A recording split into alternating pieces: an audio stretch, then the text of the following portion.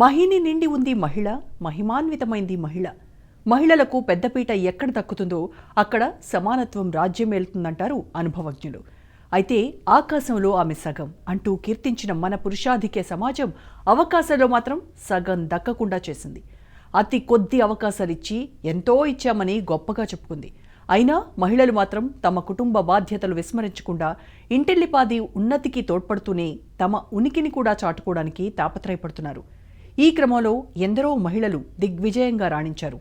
మరికొందరు విజయయాత్రలో చివరిదాకా నిలవలేకపోయినా తమ కృషితో ప్రేరణగా నిలిచి మరింత మందిని ప్రోత్సహించారు.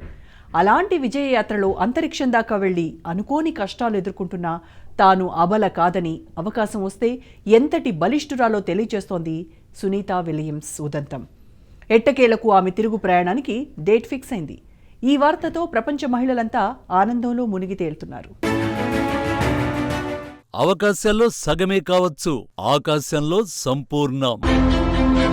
విజయయాత్ర పూర్తి చేసుకోబోతున్న సునీతా విలియమ్స్ తిరుగు ప్రయాణానికి ఖరారైన ముహూర్తం. ఆనందంలో మునిగి తేలుతున్న మహిళా ప్రపంచం. సునీతా విలియమ్స్ ఈ అరుదైన శాస్త్రవేత్త గురించి ఇప్పుడు కొత్తగా పరిచయం చేయాల్సిన పని లేదు. అయితే ఇప్పుడు ఆమెను లెబొరేటరీలో కూర్చుండి ఏవేవో ప్రయోగాలు చేసే సాధారణమైన శాస్త్రవేత్తగా కాక నిండైన గుండె ధైర్యం గల అద్భుతమైన మహిళగా చెప్పుకోవలసి ఉంటుందంటే అతిశయోక్తి కాదు. ఇంటి పట్టున ఉండి సాధారణ గృహిణిగా అత్తమామలు అమ్మానాన్నల మన్ననలందుకుని సంతృప్తి చెందే సగటు మహిళగా కాక పట్టుబడితే ఎందాకైనా వెళ్లగలను అని నిరూపించుకున్న అసాధారణమైన మహిళగా ఎందరికో స్ఫూర్తిదాయకంగా నిలిచింది సునీత. మామూలు పరిస్థితుల్లో ఒంటరిగా ప్రయాణించడానికి వెనుకంజ వేస్తారు మహిళలు. ఎవరో ఒకరు చేయందిస్తే ఎంత దూరమైనా ప్రయాణం చేయటం వేరు. కానీ తనకు తానుగా ఆత్మప్రేరణ కల్పించుకుంటూ ఆత్మవిశ్వాసాన్ని సడలనివ్వకుండా వ్యోమగామిగా ప్రయాణం ప్రారంభించినప్పుడే మానసిక శారీరక దృఢత్వం ఎలా ఉండాలో నిర్దేశించుకుంది. కెరీర్లో మగాళ్లలో ఉండే అవ్యక్తమైన ఆధిక్యాన్ని మౌనంగానే స్వాగతించి అంతరిక్షం దాకా అడుగులు వేసింది. అడుగడుగునా ఎదురయ్యే అవరోధాలను ఎంతో నిబ్బరంతో అధిగమిస్తూ గత 9 నెలలుగా అంతరిక్షంలో ఒంటరి జీవితం గడుపుతోంది. ఆమె ఒంటరి ఎలా అవుతుంది? ఆమె వెంట బుచ్ విల్మోర్ అనే మరో శాస్త్రవేత్త ఉన్నాడు కదా అనే లాజిక్కులతో పనిలేదు. అంతరిక్షంలో నరమానవుడు కనిపించని చోట 2-3 ఉన్నా అది ఒంటరితనమే. ఆ ఒంటరితనం ఎలాంటిదంటే దట్టమైన అడవిలో ఒంటరి మహిళ సుదూరయానం చేయడం కన్నా ఎంతో కఠినమైంది. అంతరిక్షంలో ఉండే అతి విపరీతమైన వాతావరణానికి ఎదురీదుతూ నిలదొక్కుకోవడం అంటే మాటలు కాదు. భూమి మీద ఉండే ఎవరెస్టు లాంటి మంచు శిఖరాలను అధిరోహించాలంటేనే ఆక్సిజన్ అందని అలాంటి వాతావరణంలో తట్టుకోవడం అనేక సవాళ్లతో కూడుకుని ఉంటుంది. అలాంటిది అంతరిక్షంలో ఆక్సిజన్ లేని చోట భూగురుత్వాకర్షణకు భిన్నంగా పూర్తిగా చంద్రుని గురుత్వాకర్షణ శక్తికి అనుగుణంగా శరీరాన్ని మలుచుకోవడం, అక్కడ అతిగా ఉండే రేడియేషన్ను తట్టుకోవడం, మనోసంకల్ప బలంతో శరీరానికి పదును పెట్టుకోవడం అత్యంత అసాధారణమైన విషయం. చాలామంది ప్రస్తుత వ్యోమగాములపై గతంలో అనుమానాలు వ్యక్తం చేశారు. అయితే సామాన్య జనంలో ఉన్న అనుమానాలు పటాపంచలు చేస్తూ సునీతా విలియమ్స్ ఇప్పటికీ ఎంతో దృఢత్వాన్ని ప్రకటించుకోవడం చూస్తే ఇప్పుడు ప్రపంచ మహిళా లోకమంతా జేజేలు పలుకుతోంది. అంతరిక్ష ప్రయాణం సునీతకు కొత్తేం కాదు. కానీ వారానికి తిరిగొస్తారు అనుకుంటే 9 నెలల సుదీర్ఘమైన సమయం పట్టేసింది. దీంతో ఆమె ఆరోగ్యం గురించి ప్రపంచమంతా ఆందోళన చెందింది. కానీ ఆమె మాత్రం శూన్యంలో తేలిపోతూ పనులు చేసుకోవడం, రాత్రివేళ మిణుగురుల్లా మెరిసిపోతున్న భూమిని చూసి మురిసిపోవడం, క్షణక్షణం రంగులు మారుతున్న సూర్యోదయాన్ని చూడటం తనకెంతో ఇష్టంగా పేర్కొంటూ తాను అక్కడి అతి భిన్నమైన వాతావరణాన్ని ఆస్వాదిస్తున్నానని ప్రకటిస్తున్నా అందుకోసం ఆమె ఎలాంటి మానసిక దృఢత్వాన్ని ప్రదర్శించాల్సి వస్తుందో అర్థం చేసుకోవడమే తప్ప మాటల్లో చెప్పడం అసాధ్యమంటున్నారు శాస్త్రవేత్తలు. చెరగని చిరునవ్వుతో ధైర్యాన్ని ప్రదర్శిస్తూ అత్యద్భుతమైన సాహస మహిళగా కీర్తి గడించింది సునీత. ఆమె ఇప్పటికే 2 సార్లు అంతరిక్షయానం చేసింది. ముచ్చటగా 3వసారి గత ఏడాది జూన్లో సహవ్యోమగామి బుచ్ విల్మోర్తో కలిసి ఇంటర్నేషనల్ స్పేస్ స్టేషన్ చేరుకున్నారు.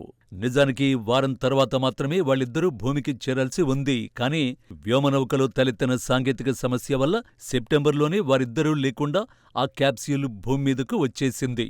ఈ క్రమంలో స్పేస్ నుంచి విడుదలైన ఫోటోలో సునీత బక్కచిక్కిపోయి ఉండడం ప్రపంచాన్ని కలవరపాటుకు గురిచేసింది. ఆమె అసలు ప్రాణంతో తిరిగి రాగలదా? ఒకవేళ వచ్చినా వారికి ఎదురయ్యే పరిస్థితులు ఎలా ఉంటాయి? ఎంతకాలం బతుకుతారు అనే ప్రశ్నలు అనేకం వచ్చాయి.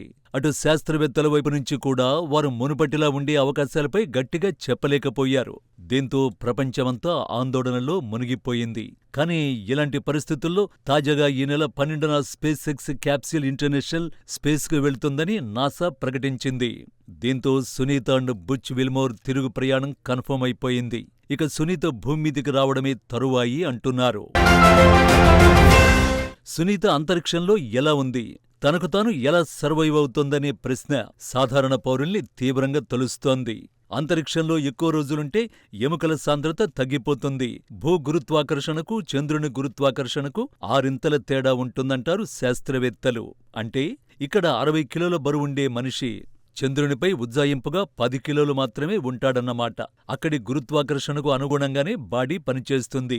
ఒక్కసారిగా మారిన ఈ వాతావరణానికి అనుగుణంగా శరీరాన్ని సంసిద్ధం చేసుకోవలసి ఉంటుంది.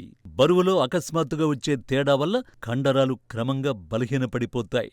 ఎముకల సాంద్రత తగ్గిపోయి గుల్లబారుతాయి. ఎర్ర రక్త కణాలు క్షీణించే ముప్పు కూడా ఉంటుందట. దీన్ని స్పేస్ ఎనీమియాగా నిపుణులు అభివర్ణిస్తున్నారు. వీటితో పాటు సునీతకు వయసురీత్యా వచ్చే హార్మోన్ల మార్పులు శారీరకంగా, మానసికంగా సవాలు విసురుతున్నాయి. ఇలాంటి పరిస్థితుల్లో స్పేస్ మెడికేషన్ నియామకాల ప్రకారం వ్యాయామం తప్పనిసరి.